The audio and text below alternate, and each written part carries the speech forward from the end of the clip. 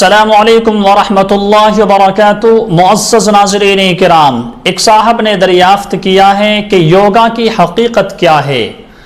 تو اس سوال کا جواب یہ ہے کہ یوگا، جس کو آج کل ریاضت کا یعنی ورزش کا نام دیا گیا ہے، یہ یوگا دراصل سورج کی پرستش ہے، سورج کی ایک طرح کی عبادت ہے، کیونکہ اس ریاضت یعنی ورزش کے درمیان سنسکرت زبان میں الفاظ شرکیہ کہلائے جاتے ہیں، یعنی شرک والے جملے جو ہیں بتلائے جاتے ہیں اور کہلوائے جاتے ہیں، جس سے سورج کی عبادت اور تعظیم مقصود ہوتی ہے۔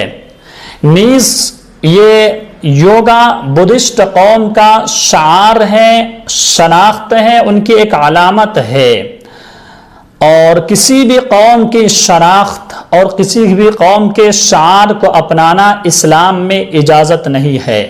چنانچہ اللہ کے رسول صلی اللہ علیہ وسلم ارشاد فرماتے ہیں، من تشبہ بقوم فہو منہ، جو جس قوم کی مشابہت اختیار کرے اس کا حشر انہی قوم کے ساتھ ہوگا۔